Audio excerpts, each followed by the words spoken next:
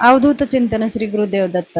चला तर मग आज मी सेवा कोणती केली आज सगळं मी तुम्हाला सांगणार आहे. सकाळी आज पौर्णिमा असल्यामुळे लवकर उठून पूर्ण हळदी आणि थोडंसं गोमूत्र टाकून पाणी शिपडून माझं जो अंगण आहे ते पुसून घेतलं, उंबरा पुसून घेतलं आणि मग हळदीचं लेपन केलं. पण लवकर उठून मी अंघोळ करूनच मग ही सेवा करायला सुरुवात केली. अंघोळ झाल्याच्या नंतर सगळं स्वच्छ पुसून हळदीचं लेपन करून घेतलं उंबऱ्याला. पौर्णिमा, अष्टमी आणि मंगळवार, शुक्रवार ह्या दिवशी आपल्या उंबऱ्याला हळदीचं लेपन करावे. असे केल्याने आपल्या घरातली जे वाईट शक्ती आहे ते बाहेरच राहते. नकारात्मकता शक्ती ते आपल्या घरात प्रवेश करत नाही.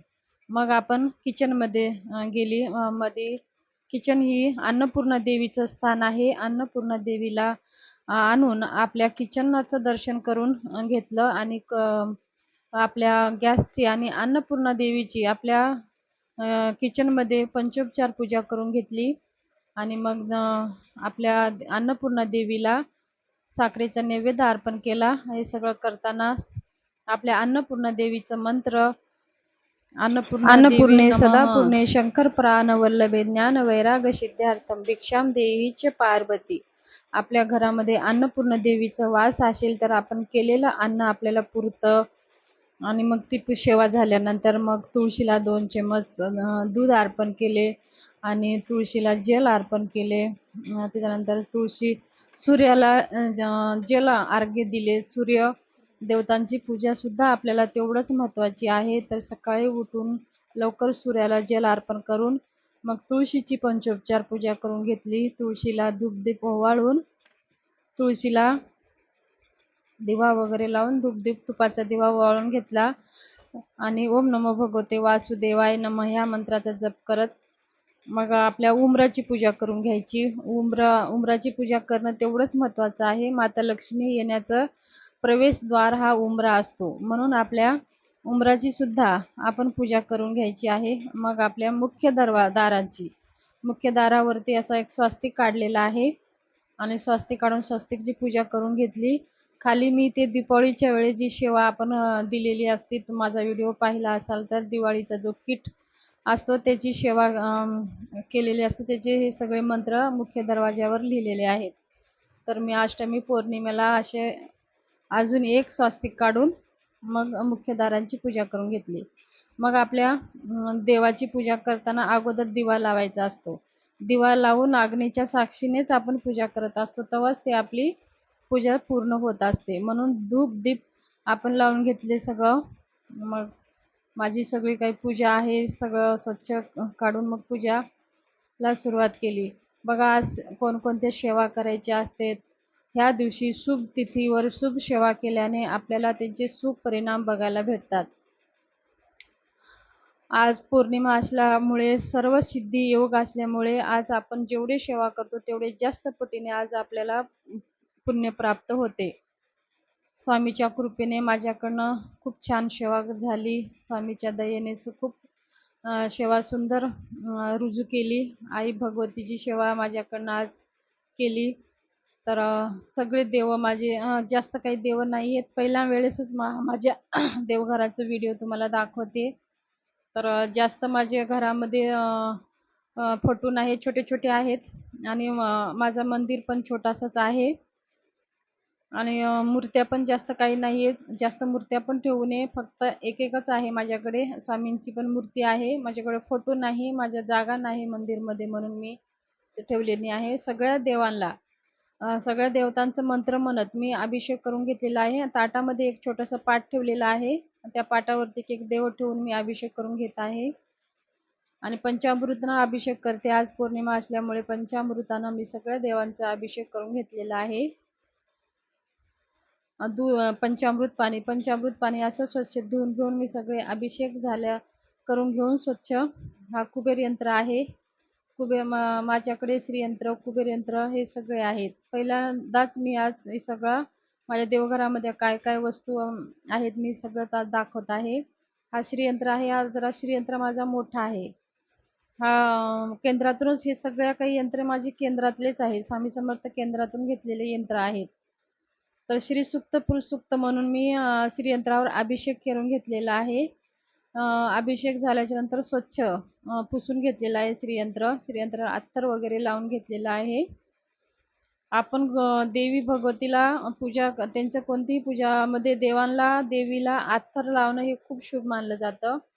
म्हणून आपल्याला आपल्या घरामध्ये घेवड्याचं अत्तर असणं खूप गरजेचं आहे. अत्तर लावूनच आपल्याला देव ठेवायचे आहेत. अशा प्रकारे आपण पूजा असं गणपती बाप्पाची पण अत्तर लावून सगळे देवस्थापना आपण देवांची स्थापना केलेली आहे. सगळे एक एक देव गणपतीला स्थापना झाल्यानंतर आपल्याला सगळे एक एक देवांची सगळं स्थापना करून झाल्याच्या नंतर आपल्याला गंध लावून घ्यायचा आहे. सगळ्या देवाला अत्तर गंध लावून घ्यायचा आहे. तर जेवढी आज पौर्णिमा आहे, पौर्णिमा ही विशेष तिथी आहे कुलदेवीची सेवा करण्यासाठी, कुलदेवीचा कृपा आशीर्वाद प्राप्त करण्यासाठी, घरामध्ये धन प्राप्तीसाठी, धन आपल्या घरामध्ये टिकून राहण्यासाठी पौर्णिमेला या दिवशी खूप सेवा करायची असते. कुलदेवीची सेवा पण करायची असते. आपल्याकडनं कुलदेवीची सेवा होत नाही.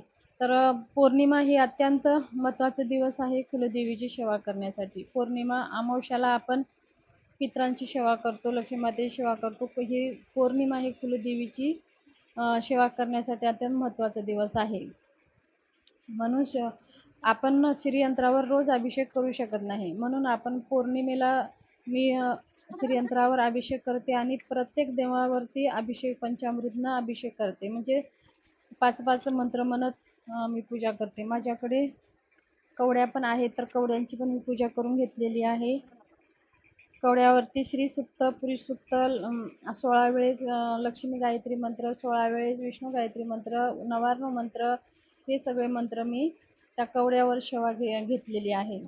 म्हणून ते कवड्याची सेवा झाल्याच्या नंतर पंचोपचार पूजा करून मी तिथं कवड्या स्थापनामध्ये देवघरामध्ये असतातच. आणि कुलदेवीला पण कवड्याची माळ मी अर्पण केलेली आहे. मी तुळजापूरला गेले होते परवा, तर तिथून कवड्याची एक माळ आणली होती.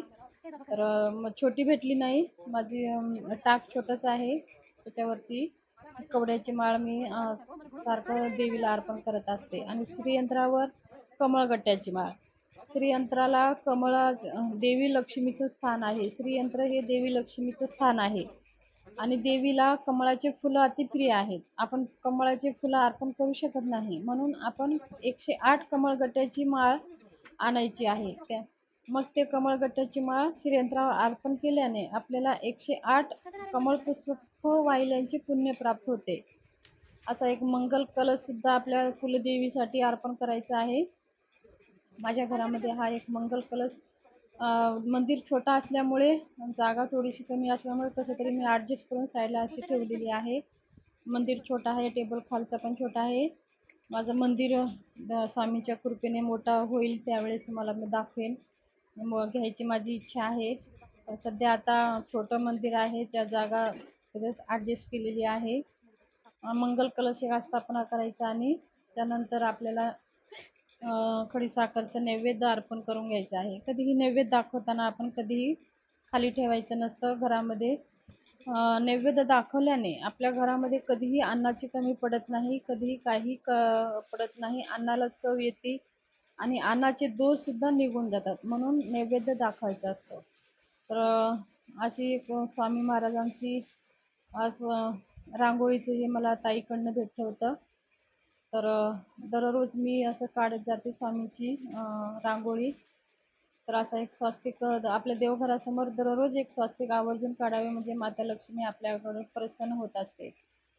आणि त्याच्यावरती हळदी कुंकूनी पूजा करून घ्यायची असते.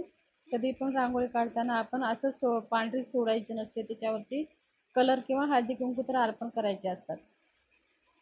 असा एक अखंड माझा एक तुपाचा दिवा मी अर्पण करत असते. दररोज माझा तुपाचा दिवा असतो. लक्ष्मी प्राप्तीसाठी आपल्या घरामध्ये तुपाचा दिवा लावणे खूप महत्त्वाचं आहे. मग आज झाल्यावर माझी आरती झालेली आहे. आरती झाल्याच्या नंतर मग आता आपल्या सेवाला सुरुवात करायची आहे. 11 माळी श्री स्वामी समर्थ ग्रंथाचं एक पारायण केले. श्री दुर्गा सप्तशतीचं एक पारायण केले. विष्णू सहस्त्रनाम पारायण केलं. एक माळ श्री गायत्री मंत्र, एक माळ श्री विष्णू गायत्री मंत्र, एक माळ श्री लक्ष्मी गायत्री मंत्र, एक माळ नवार्णव मंत्र, 16 वेळेस श्री सुक्त, 11 वेळेस व्यंकटेश्वर स्तोत्र ह्या सेवा आज स्वामीच्या कृपेने आज रुजू केलेली आहे. भगवान देवी भगवतीच्या चरणी रुजू केली. आज दुर्गा सप्तशतीचं सुद्धा माझ्याकडे पाठ झालं आणि ललिता सहस्त्रनाम सुद्धा मी वाचून घेतले. ते एवढे सेवा करायला मला 2 ते 3 तास गेले पूर्ण.